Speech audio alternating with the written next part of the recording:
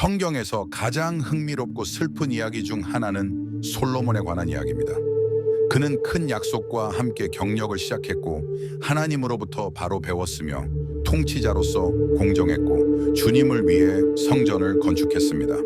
많은 은사를 받았지만 그의 삶은 반역과 거짓 신을 숭배하는 것으로 끝났습니다. 솔로몬에게 무슨 일이 있었기에 그의 삶이 그렇게 슬프게 끝났을까요? 그가 잘못한 일에서 우리는 무엇을 배울 수 있을까요? 솔로몬은 아직 25세 정도의 어린 나이에 이스라엘의 왕이 되었습니다. 그의 아버지 다윗 왕은 그에게 강력한 왕국을 물려주었고 평화를 뜻하는 그의 이름에서 그가 얼마나 평화롭고 성공적인 통치를 원했는지 알 수 있습니다. 그는 다윗과 밧세바의 둘째 아이였습니다. 밧세바도 과거에 실수를 저질렀지만 용서받은 적이 있었습니다. 솔로몬은 형의 죽음 이후 회개와 은혜의 장소에서 자랐습니다.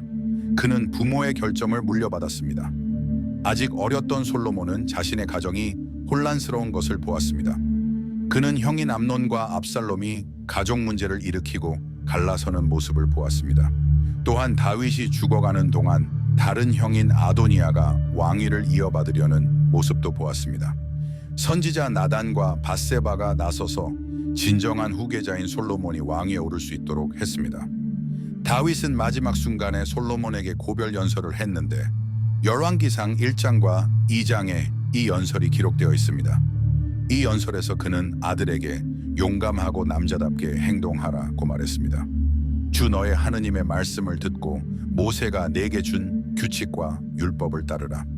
다윗은 하나님의 인도를 따르는 것이 성공적인 통치와 성공적인 삶의 열쇠라는 것을 분명히 알고 있었습니다. 어린 왕과 왕비는 현명한 아버지의 이 조언에 분명 감동을 받았을 것입니다. 솔로몬은 아버지의 가르침을 잘 배운 것 같았습니다. 열왕기상 3장 3절에 솔로몬이 여호와를 사랑하여 그의 아버지 다윗의 말씀대로 행하였더라 라고 기록되어 있습니다. 솔로몬은 바로 그 순간 주님을 향한 마음을 가졌고 하나님은 그의 충성심에 보답하셨습니다.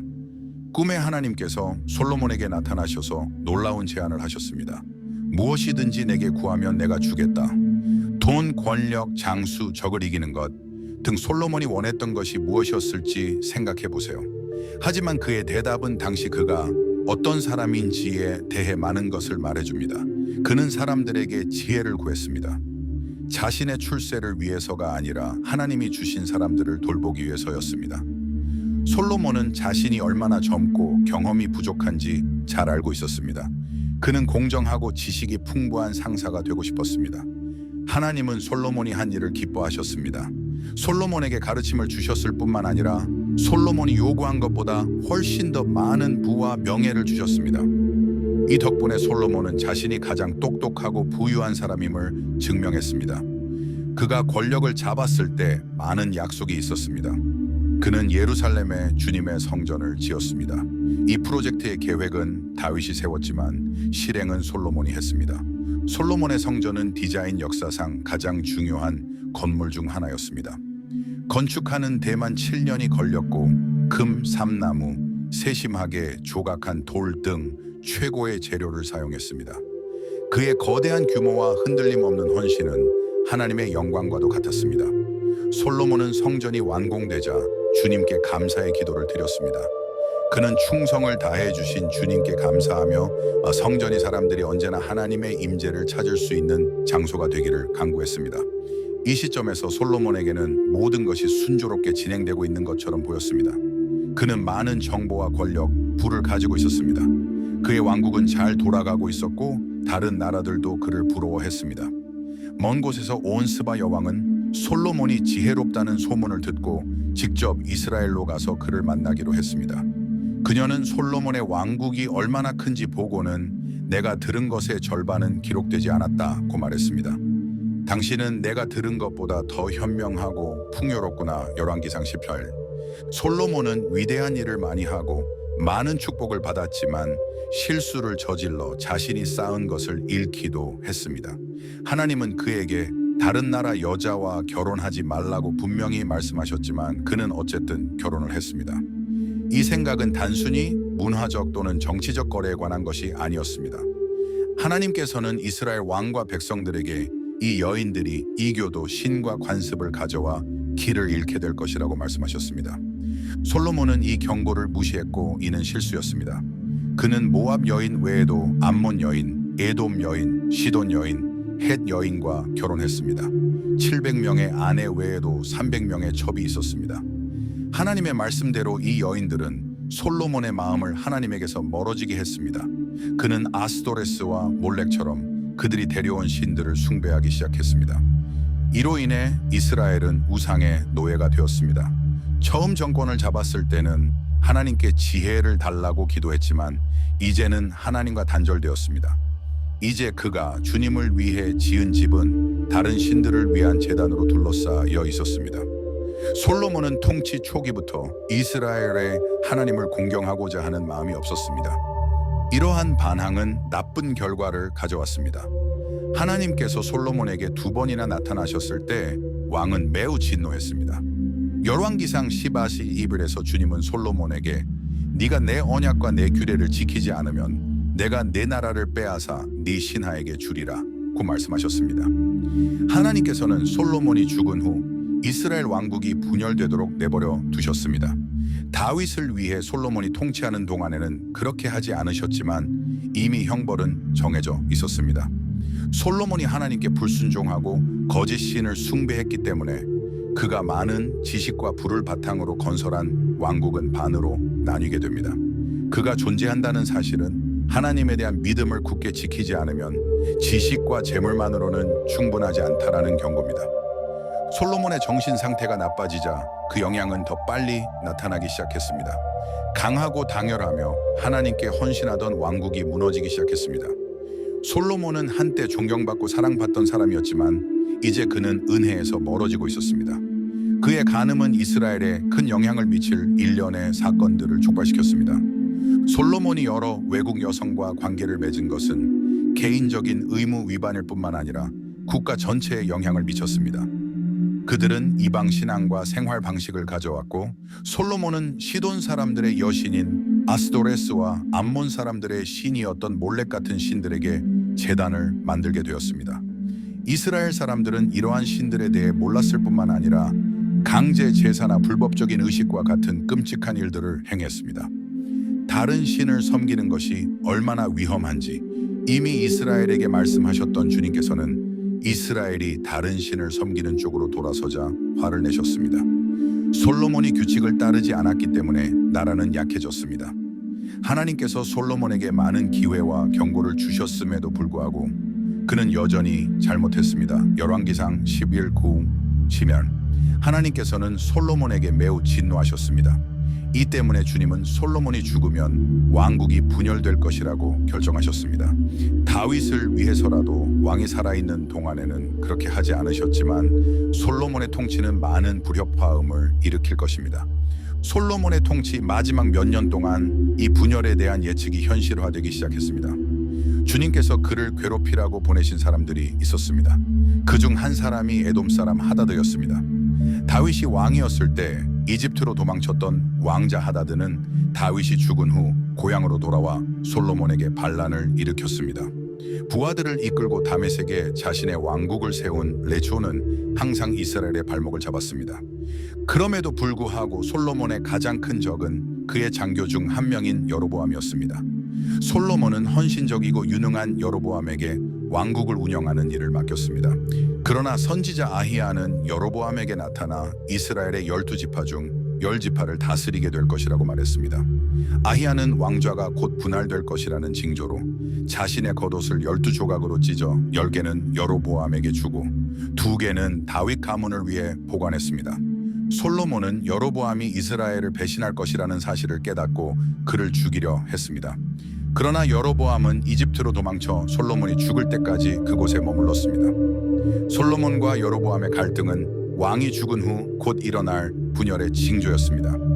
솔로몬은 40년간의 집권 끝에 죽었고 그의 아들 르호보암이 왕위를 계승했습니다.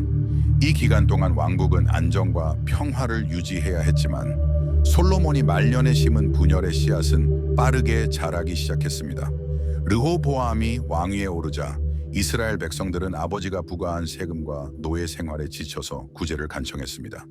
북쪽 지파의 지도자들은 르호보암에게 왕으로서 엄격하지 않게 해달라고 요청하고 이집트에서 막 돌아온 여로보암을 통해 솔로몬이 부과한 무거운 의무를 완화해 달라고 요청했습니다. 르호보암은 상황이 좋지 않았을 때 백성들이 원하는 것이 무엇인지 생각하고 친절한 왕이 되라는 원로들의 말에 귀를 기울여 나라를 통합할 수 있었을 것입니다. 하지만 르호보암은 이 조언을 무시하고 아버지보다 더 엄격해져야 한다는 젊은 지도자들의 말을 듣기로 결정했습니다. 이 결정으로 이스라엘의 통일은 더 빨리 이루어졌습니다. 여로보암이 이끄는 북쪽 지파들은 르호보암에 대항하여 반란을 일으켜 왕의 통치에서 벗어나게 됩니다. 이를 통해 이스라엘 왕국이 탄생했습니다. 유다 왕국은 르호보암에게 충실한 유다 지파와 베냐민 지파로 구성되었습니다. 솔로몬의 아버지 다윗은 그에게 나라를 물려주었지만 그는 나라를 분열시켰습니다. 이는 이스라엘 역사상 최악의 사건 중 하나였습니다. 이 분열은 단순히 정치적인 문제만이 아니라 도덕적인 영향도 끼쳤습니다. 다윗은 백성들이 예루살렘으로 돌아가 성전에서 예배를 드리고 다시 다윗 가문에 충성할 것을 두려워하여 베델과 단에 새로운 기도처를 세웠습니다. 그는 황금 신상을 만들어 백성들에게 이 신들은 이집트에서 너희를 구해준 신들이다 라고 말하며 신상에게 경배하게 했습니다. 여로보암이 이렇게 했을 때 이스라엘에서는 다른 신을 숭배하는 것이 합법화되었습니다. 또한 백성들을 주님의 길에서 더 멀어지게 했습니다. 르호보암이 이끌었던 유다 왕국도 동시에 도덕적 문제를 안고 있었습니다. 르호보암은 예루살렘 성전에서 주님을 찬양하며 통치를 시작했지만 그의 통치는 불안정하고 단명했습니다. 또한 유다는 솔로몬이 그랬던 것처럼 이교에 굴복하여 다른 신들을 숭배했습니다. 이러한 새로운 예배와 분열은 정치적인 이유뿐만 아니라 솔로몬의 통치 말기부터 영적으로 얼마나 약해졌는지를 보여주는 것이기도 합니다. 비교할 수 없는 부와 지식을 받은 사람이 잘못된 방향으로 나아갔고 그의 선택은 여러 세대에 걸쳐 영향을 미쳤습니다. 솔로몬의 이야기에서 이 부분을 기억하는 것이 중요합니다. 아무리 많은 축복을 받았거나 출발이 좋았다고 해도 하나님을 외면하면 그 결과를 감당해야 합니다. 솔로몬은 부유하고 똑똑했지만 주님께 충실하지 않았기 때문에 그의 이야기는 행복하게 끝나지 않았습니다. 다음 몇 장에서는 솔로몬의 삶에서 우리가 배울 수 있는 점을 계속 살펴보겠습니다. 이번에는 신앙에서 멀어지는 것의 위험성과 그것이 나와 주변 사람들에게 어떤 영향을 미칠 수 있는지에 대해 집중적으로 살펴보겠습니다. 솔로몬은 이스라엘에서 가장 영리하고 부유한 왕 중 한 명이었습니다. 그의 여정은 거짓 신을 숭배하고 하나님께 불순종하는 것의 위험성을 보여줄 뿐만 아니라 우리가 누구이며 하나님과 어떻게 연결되어 있는지에 대한 깊은 교훈을 줍니다. 솔로몬의 통치가 계속되면서 그는 배운 교훈에서 벗어나 주님 보시기에 좋지 않은 일을 하기 시작했습니다. 이는 관련된 각 개인과 이스라엘 왕국 전체에 좋지 않은 일이었습니다. 이스라엘과 유다는 왕국이 분열된 후 각자의 나라가 되었습니다. 양쪽의 많은 사람들이 거짓 신을 숭배하기 시작했고 하나님의 백성들은 하나님의 통치에서 점점 멀어지기 시작했습니다. 솔로몬의 이야기는 지식과 권력과 같은 훌륭한 능력을 가진 사람이라도 하나님을 외면하면 마음이 나빠질 수 있다는 것을 보여줍니다. 솔로몬처럼 똑똑한 사람이 왜 이렇게 행동했을까요? 그 이유는 교만이라는 한 단어로 요약할 수 있습니다. 성경은 교만이 어떻게 사람을 해치는지에 대해 많이 이야기하고 있으며 솔로몬도 다르지 않았습니다. 솔로몬은 하나님으로부터 지혜를 얻었지만 하나님의 말씀보다 자신과 자신의 업적을 더 신뢰하기 시작하면서 실수를 저질렀습니다. 솔로몬이 저지른 가장 큰 실수는 자신을 행복하게 하고 만족시킬 수 있는 것들을 찾았던 것입니다. 그는 돈, 권력, 명예 등 사람이 원하는 모든 것을 다 가졌지만 그것만으로는 충분하지 않았습니다. 그는 각자의 신과 신념을 가진 수많은 외국인 여성들과 잠자리를 가졌습니다. 솔로몬은 이스라엘의 신에 충실하기보다는 다른 나라의 풍습을 서서히 받아들였고 그 결과 그들의 신을 위한 제단을 만들게 되었습니다. 그는 행복과 부를 추구하면서 주님에 대한 헌신을 잃어버렸습니다. 물질적인 것에서 행복을 찾는 것은 오늘날에도 여전히 많은 사람들에게 문제가 되고 있습니다. 우리가 사는 세상은 물질적인 것, 사회적 인정, 직업적 성공 등 마음의 공허함을 채울 수 있는 것들을 항상 우리에게 제공합니다. 하지만 솔로몬은 이러한 것들이 진정으로 영혼을 기쁘게 할 수 없다는 것을 알고 있었습니다. 우리가 추구하는 평화와 행복은 오직 하나님과의 진정한 관계에서만 찾을 수 있습니다. 솔로몬은 전도서에서 자신의 삶과 자신이 내린 선택에 대해 생각합니다.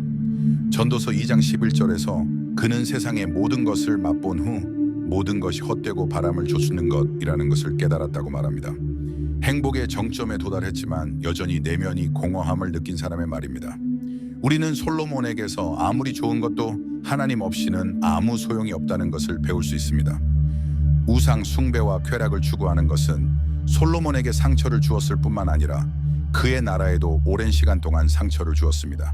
이스라엘의 분열은 그들의 배신으로 인한 직접적인 원인이었고 수백 년의 고통과 전쟁으로 이어졌습니다.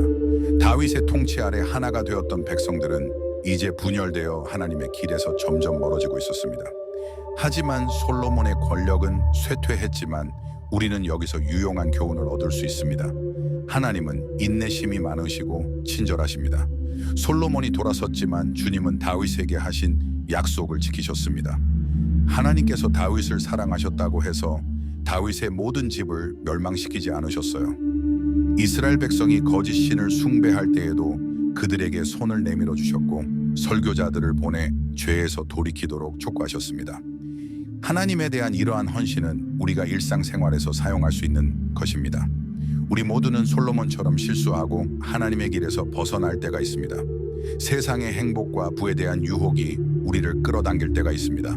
하지만 하나님은 우리가 돌이켜 옳은 일을 할 준비가 되어 있다면 언제나 우리를 용서하고 주님께로 돌아오게 하실 준비가 되어 있습니다. 솔로몬의 이야기는 결국 중요한 것은 운이나 기술이 아니라 하나님과의 관계라는 분명한 경고입니다. 이기심, 자신을 의지하는 것, 우상 숭배는 아무리 똑똑하고 힘 있는 사람이라도 무너뜨릴 수 있는 함정입니다. 하지만 하나님은 항상 열린 마음으로 다가오는 사람들을 용서할 준비가 되어 있기 때문에 좋은 일입니다. 결국 솔로몬은 부를 바라며 인생을 시작했음에도 불구하고 자신의 선택에 대해 후회하는 사람이었습니다. 하지만 우리는 여전히 그에게서 배울 수 있습니다. 매우 지혜로운 솔로몬은 나쁜 시기가 오기 전에 우리가 어렸을 때 창조주를 기억하라 전도서 12고 말합니다. 그는 자신을 진정으로 행복하고 만족스럽게 해줄 수 있는 분은 오직 하나님뿐이라는 것을 이해했습니다. 따라서 솔로몬의 삶에 대해 생각할 때 우리 자신의 삶에 대해서도 생각해 보아야 합니다. 우리는 어디에서 행복을 찾아야 할까요? 우리는 무엇을 믿고 있나요? 우리는 충성과 순종의 길을 따르고 있나요? 아니면 솔로몬처럼 세상이 주는 것에 굴복하고 있나요? 솔로몬의 분명한 메시지는 이 세상이 제공하는 모든 것은 하나님 없이는 일시적이고 무의미하다는 것입니다. 창조주와 조화를 이루며 그분의 뜻을 구하고 그분의 길을 따르는 삶만이 진정한 평화와 행복, 기쁨을 찾을 수 있는 유일한 길입니다. 솔로몬의 이야기를 통해 교만이나 거짓 신을 숭배하는 것, 세상의 유혹이 우리를 하나님으로부터 멀어지게 해서는 안 된다는 교훈을 얻으시기 바랍니다. 대신 우리가 하는 모든 일에서 주님을 공경하고 따르겠다는 목표를 지키길 바랍니다. 이 영상이 유용했다면 이와 같은 영상을 더 많이 볼 수 있도록 채널을 구독하는 것을 잊지 마세요. 우리는 함께 일함으로써 성경을 더 잘 이해하고 우리의 믿음을 강화할 수 있습니다. 하나님께서 여러분을 축복하시고 여러분이 하는 일을 인도하시기를 기도합니다.